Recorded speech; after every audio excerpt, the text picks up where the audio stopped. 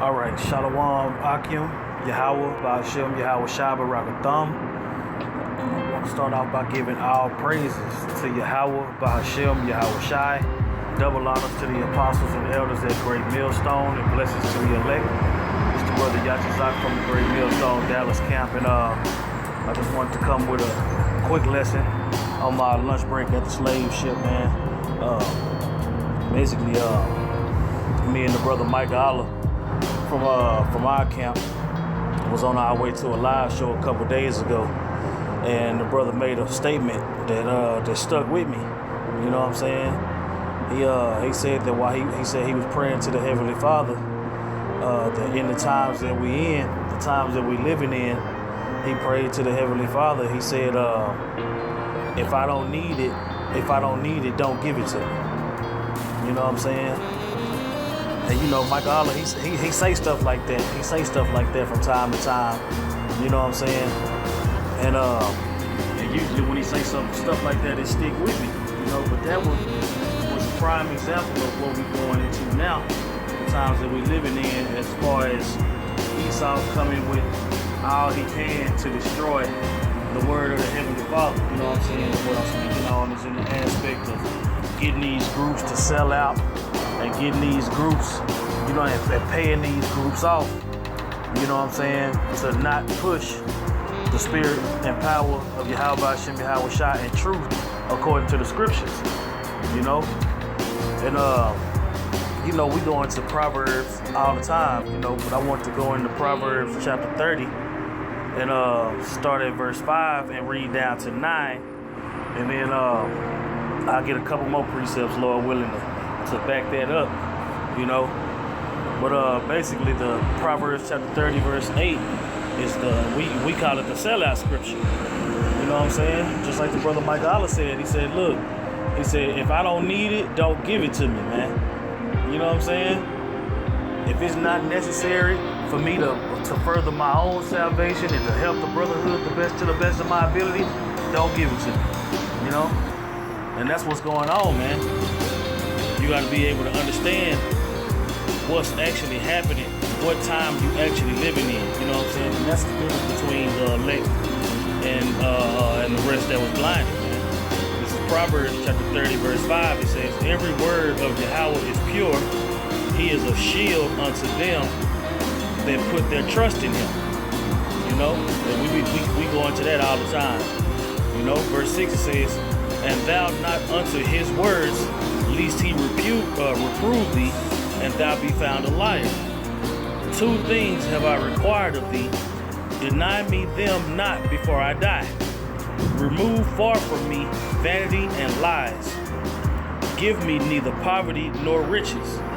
Feed me with food convenient for me, lest I be full and deny thee, and say, who is the Lord?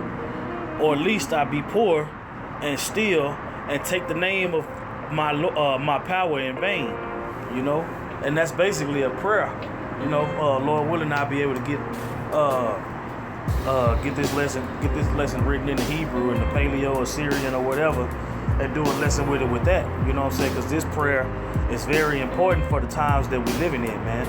You know, it says every word of the Most High is pure. He is a shield, and he is a shield unto them that put their trust in him. You know, it says, let me see. Yeah, it says, and thou not unto his words, lest he reprove thee, and thou be found a liar. So when it says remove from me vanity and lies, let's look up that word vanity real quick.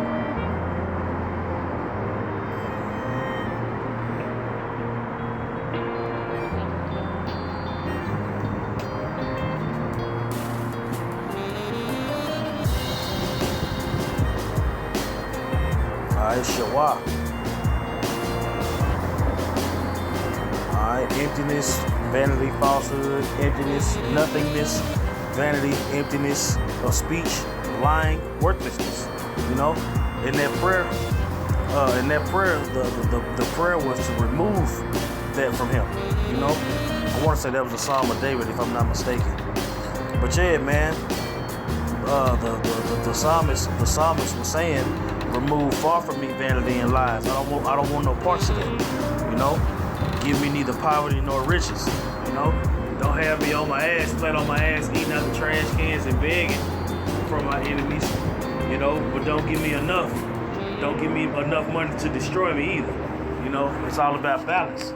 You know, Scripture says that a false balance is an abomination with the Most High. And when you have that type of balance and that type of understanding of balance, these are the type of things that you would pray for the Lord to remove far from you vanity and lies. You know, because anything on this side that Esau can give you to sell out is going to be destroyed. You know what I'm saying?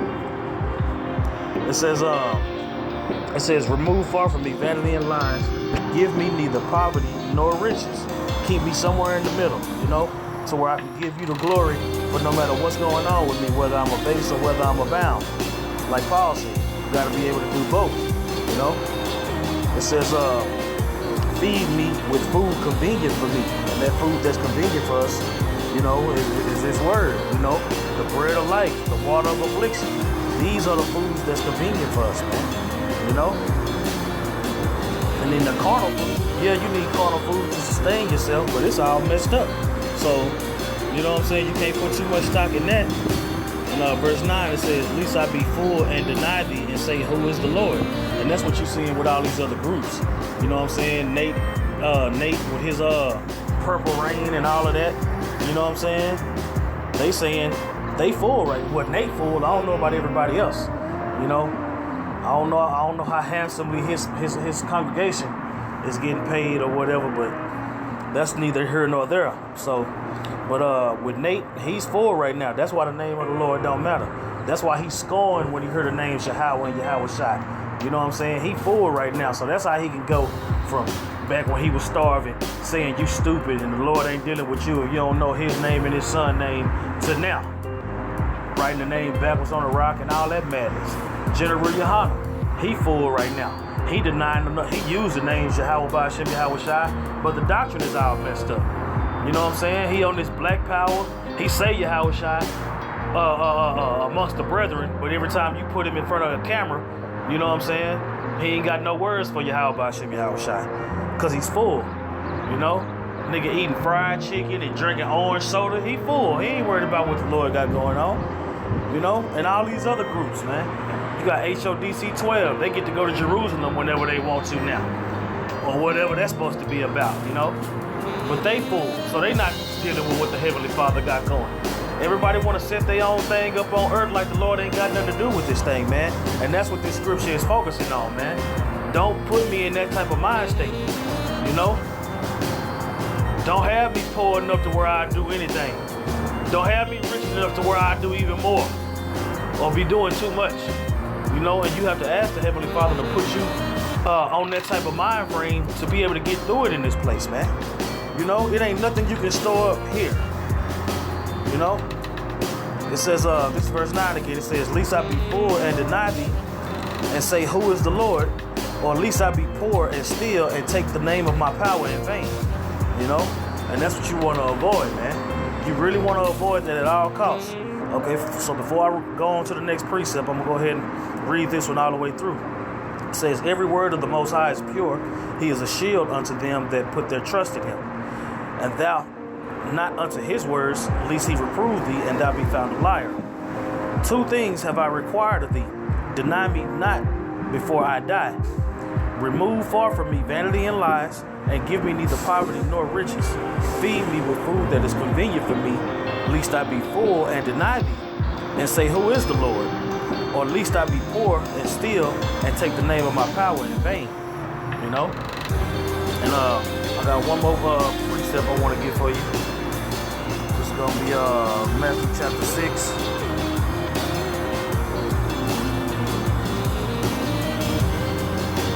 Alright.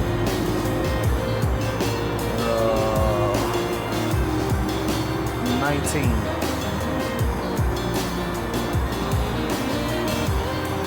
It says, lay not up for yourselves treasures upon earth, where moth and rust doth corrupt, and where thieves break through and steal.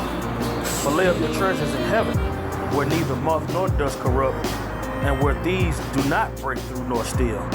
For where your treasure is, your heart will be also.